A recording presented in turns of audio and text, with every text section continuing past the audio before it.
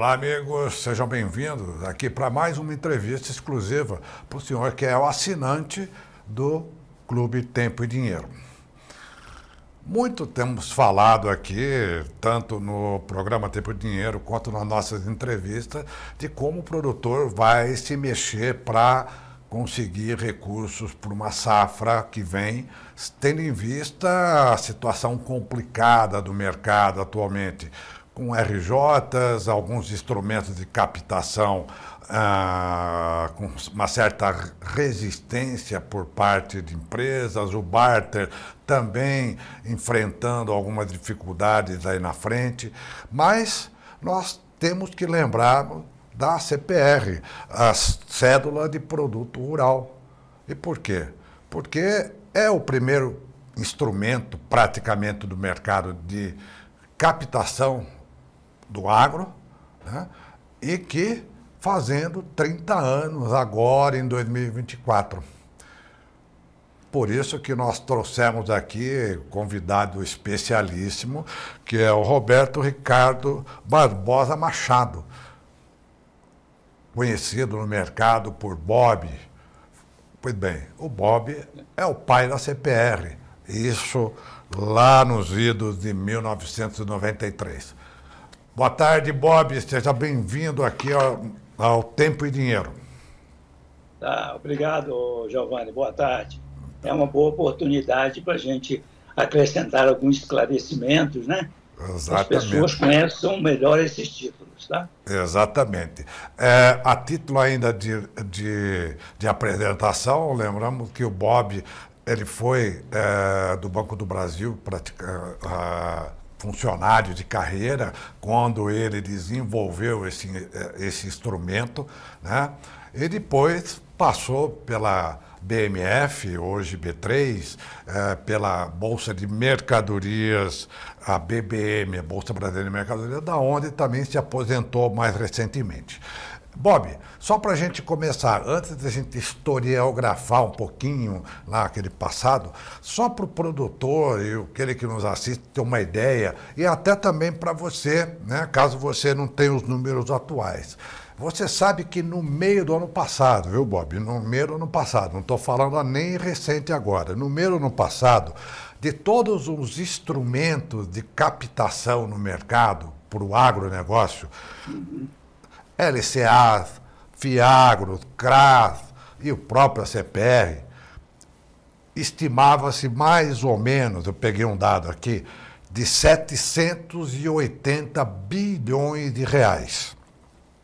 Desse montante, Bob, somente as CPRs, quase 230 bilhões. Ou seja, continua sendo um instrumento mais importante ainda de captação de recursos, né, Bob? Seja a CPR física, seja a CPR financeira.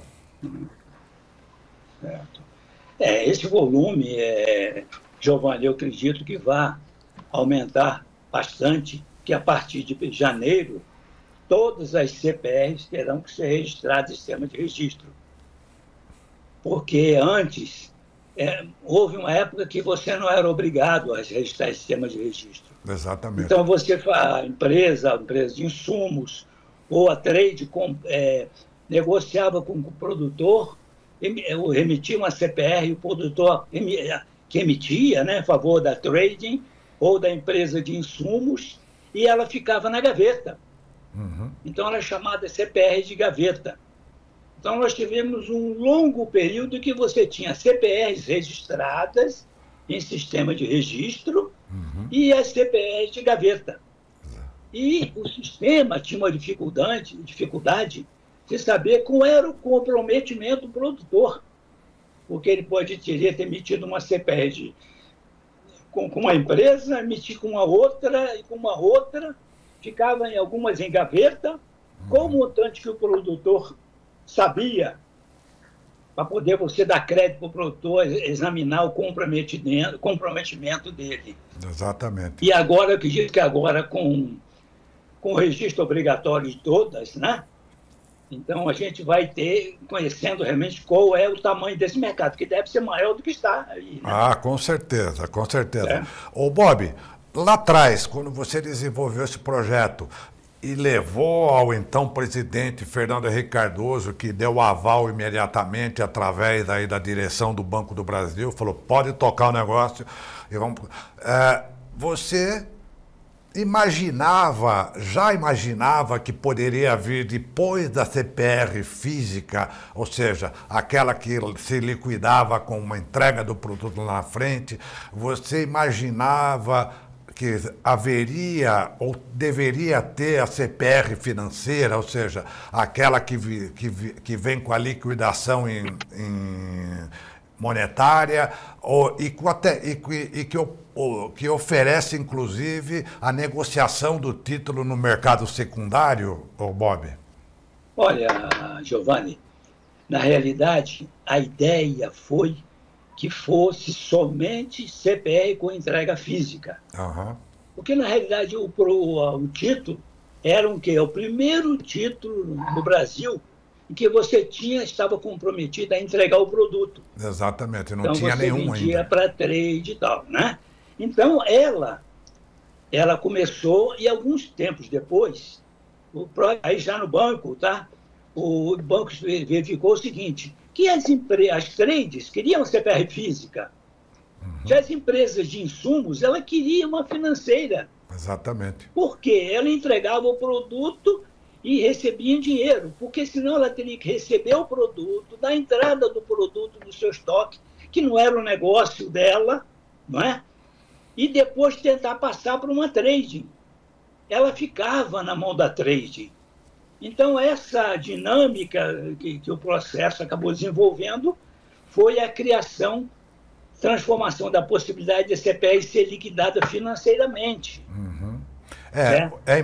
É importante, né, Bob, lembrar que desde então estamos falando que o desenvolvimento do próprio instrumento, da própria ferramenta, veio junto, ou foi o estimulador do desenvolvimento do agronegócio de grande escala no Brasil, e ao mesmo tempo também ele foi se modernizando na medida que o país foi tendo mais musculatura no mercado financeiro, né? Quer dizer, o país passou a ser player mundial nos últimos 15 anos, né, Bob? Exato. Quer dizer, você vê o seguinte, né?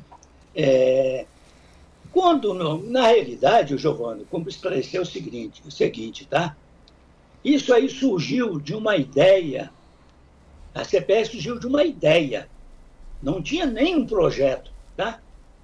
Eu comecei a falar pelos 7 ventos que deveríamos ter um título que fosse um pagamento em produto. E a gente começou a conversar, a apresentar em seminários, em coisas. E a ideia, como você falou, foi tomando musculatura, né? Aí, com quem eu conversava, lá em São Paulo, e com os produtores rurais, cooperativas, o mercado dizia o seguinte, ela deve ser física, não financeira. Se quiser liquidação financeira, deveria se criar outro título. Uhum. Essa foi a ideia inicial, certo? Vamos criar um título. Mas a própria dinâmica levou à transformação da CPR física em CPR financeira. Uhum. E o mercado tinha uma preocupação, não é? Se você... ela tem que estar claro que o produtor vai pagar produto. Ele não pode, no meio do caminho, mudar para a CPR financeira. Exatamente. Não é? Porque senão eu quero produto... E aí eu já fiz as minhas travas, já fiz minha exportação e tal. O cara vem pagar em produto, vem pagar em dinheiro e tem a diferença de preço de produto. Era mais fácil o produtor escolher. Agora eu quero pagar vender o produto no mercado, quero pagar em dinheiro. Uhum. Então isso daria uma insegurança maior. Exatamente. Né? E aí foi feito aquele ajuste na lei da CPR, permitindo, que eu acho que funcionou. Exatamente. Ou né? seja, ele estabeleceu critérios. Quer dizer, se Critérios, começou com exatamente. CPR física, vai terminar com CPR física. Se começou com financeira, vai Exatamente. terminar com CPR financeira e ponto final. Financeiro. Quer dizer, É, para não embaralhar muito o processo, né? é. E eu acredito que assim, eu fui contra no início. Quando o pessoal falou, em função desses contatos com o mercado, eu fui contra se criar transformar a CPR em financeira. Fui contra. Por quê? O que eu tinha ouvido no mercado. Só que o Aham. mercado é mais eficiente do que a gente pensa e ele acabou achando alternativa para a liquidação financeira desde a partida do negócio, né? Exatamente. Bob, aquele tempo o camarada tinha que correr no cartório, registrar, papapá, perdia um tempão lascado, ainda tinha a questão da gaveta. Hoje é tudo muito mais rápido, né, Bob? Aí temos a É, própria BBM, a famosa bolsinha hoje aí, já com, desde 2019 com registro eletrônico, né? certo. É, na realidade, Giovanni, a coisa deslanchou. A gente esperava que devíamos ter muitos negócios, né? Até porque a gente estava num período, Giovanni, que é o seguinte: o banco financiava custeio de lavoura, né? E depois o produtor vendia parte da sua produção por uma trade ou por uma empresa de insumos. Então você acabava tendo disputa, porque o produtor, se o banco financiou e registrou primeiro, ele tinha direito sobre o penhor ou sobre a hipoteca, né? Aham. Se a trade registrou primeiro, ela tinha preferência na execução do penhor, Que era a né? cédula de crédito rural, né? E a cédula financeira também, né? Que a Aham. CPR financeira também tinha garantias, as mesmas. Exatamente. Garantia de penhor do imóvel, embora fosse liquidar financeiramente, tivemos o cuidado de colocar na lei, inclusive na instrução, de que o produtor deveria plantar o produto. Não era só para vender e não plantar o produto, né? A gente tinha que acompanhar, ver se o produtor plantou, como é que estava o desenvolvimento da lavoura, porque é aquilo que mitigaria o risco de você ter financiado o produtor, comprado antecipadamente a produção, ou a trade também fazendo a mesma coisa, ou a empresa de insumos também entregando o insumo, mas obrigando o produtor a plantar aqueles insumos que ela entregou. Ou seja, Então foi partindo de né? partia-se inclusive de uma auditoria, né? Como se faz hoje ainda, né? De certa maneira, né, Bob? Sim, exatamente, né? E na realidade, o Giovanni, nós tivemos muitas CPRs frias, Aham, sabe? muito. Porque se o cara não tinha registro, em sistema de registro, o cara emitia uma CPR apenas para servir de garantia a algum outro negócio que ele fez. Aham. Então era uma CPR fria, fria, o cara não era obrigado a plantar, não era obrigado a fazer nada, né? Então, você vê, aí o próprio sistema ele foi se desenvolvendo, você foi garantias, registrador, custodiante, né? Todo esse pessoal hoje participando e tendo serviço a oferecer para essa grama de agentes que nós temos hoje. E totalmente regulamentada, né? Porque o próprio Banco Central autoriza, por exemplo, esse registro eletrônico, que leva 5 minutos, na BBM, né? Quer dizer, hoje tem um contexto muito mais regulatório e muito mais segurança do que tinha antes, né, Bob? Oh, tranquilo, né? Aí um aspecto interessante que você levantou logo no começo, Giovanni, é que no começo a gente, por exemplo, você emitia uma CPR física, né? E aí você tinha que custodiá-la. Sim. Mas a gente criou a CPR para ter mercado secundário. Eu poder comprar o papel, um Aham. investidor qualquer comprar o papel, eu vender e depois eu entregar para o último credor.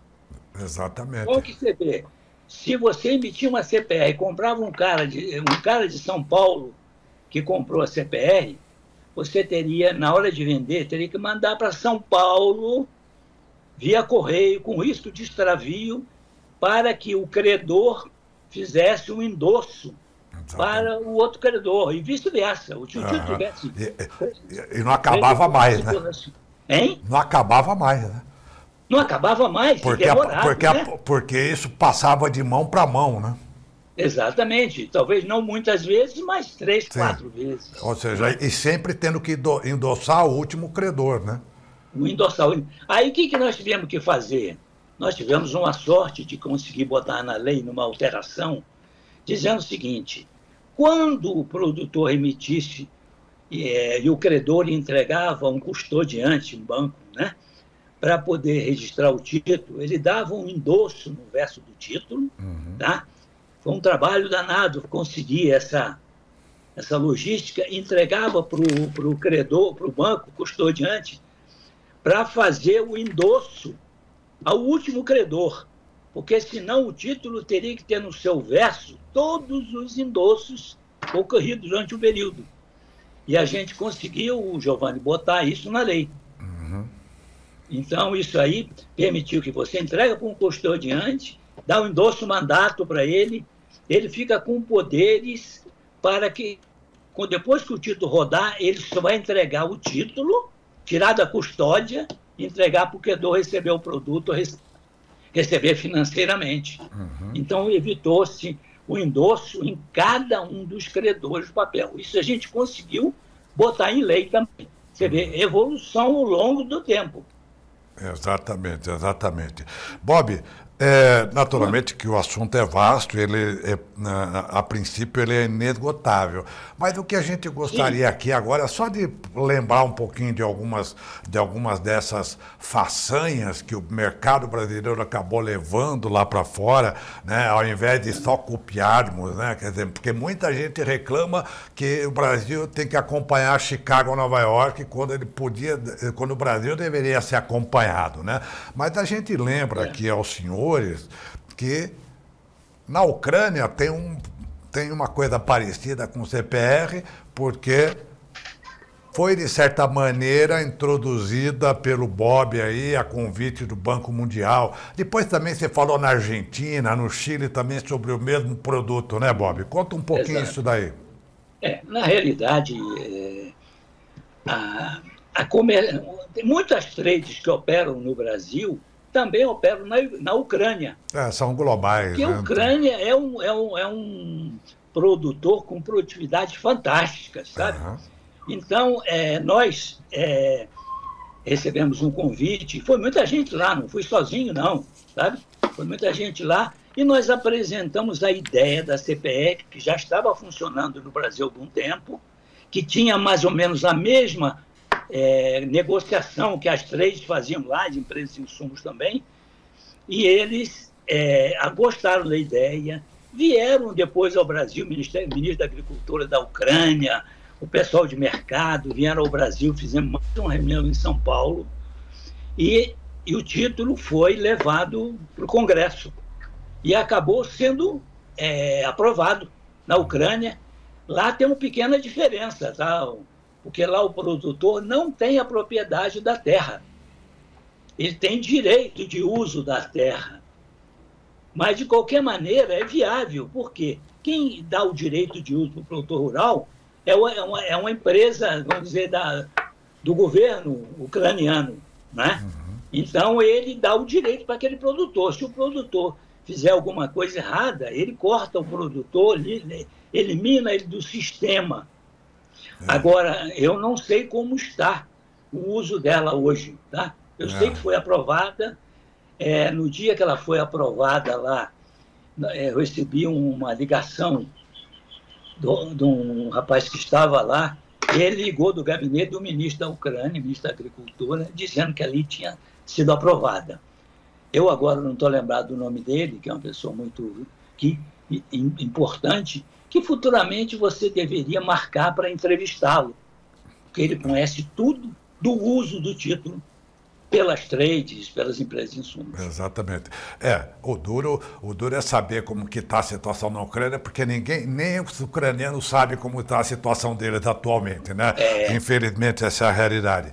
Bob, para a gente concluir aqui, você acredita que a CPR, do jeito que ela está hoje, do jeito que elas estão hoje, a física e a financeira, pelo que você tem acompanhado de mercado, elas mereceriam alguns ajustes? Nós vimos, por exemplo, o caso agora recente do Conselho Monetário Nacional fazendo alguns ajustes nos CRAs e CRIs, que também é do setor imobiliário, e que afetou as LCAs. Ou seja, eles fecharam ali umas torneirinhas porque estava tendo muito aproveitamento de emissão desses títulos sobre empresas sem lastro no agronegócio e que aproveitavam naturalmente a isenção do imposto de renda. Você hoje, olhando a sua cria, você faria algum ajuste vendo essa evolução dos mercados, Bob? Bom, Giovanni, eu acho que os mecanismos que estão disponibilizados, eles são suficientes, tá? O que precisaria é as empresas que fazem acompanhamento da atividade do produtor, que hoje você tem empresas especializadas para fazer isso, né? E você tem hoje monitoramento via satélite, monitoramento via drone, não é? Uhum. Eu acredito que isso aí está no caminho certo, tá? Sem querer antecipar mais locubrações a respeito. Tá? Perfeito. Bob, agradecemos a sua presença aqui. Pena que o nosso espaço é limitado, o nosso tempo, porque a agenda do Tempo e Dinheiro continua, mas a gente vai manter contato e vamos recebê-lo aqui em outra oportunidade, tá bom? Forte abraço para você, um ótimo resto de dia. Tá bom, obrigado pela oportunidade de passar um pouco dessa experiência. Foi ótimo. Eu, com 80 anos, quase 81, daqui a pouco eu durmo e não acordo mais, né? Então, eu tenho material, Giovanni, de tudo isso que você pensou. O dia que eu fui ao Congresso fazer a defesa da CPR, sabe? Uhum. As pessoas que foram contra fizeram emendas que eles queriam na minuta, o contato no Senado, sabe? E eu tenho todo esse material que é fantástico. Eu não sei se eu vou ter disposição para escrever, botar tudo isso no papel. Agradeço a sua atenção, tá? Mas conte com a gente e escreva assim, coloque isso no papel. Forte abraço, obrigado, Bob, até mais. É um prazer em falar com você. Obrigado. Tivemos aí um pouco de história da CPR, que foi o primeiro instrumento de captação de recursos para o desenvolvimento do agronegócio. Ainda hoje domina, né, na sopa de letrinhas que tem aí esse mercado à disposição do produtor. E falamos, então, com o Roberto Ricardo Barbosa Machado, que foi o pai, o criador dele, e depois foi consultor da BMF, hoje B3, e da Bolsa Brasileira de Mercadorias. Muito obrigado. Amanhã, Tempo e Dinheiro, para a sua entrevista exclusiva, está de volta.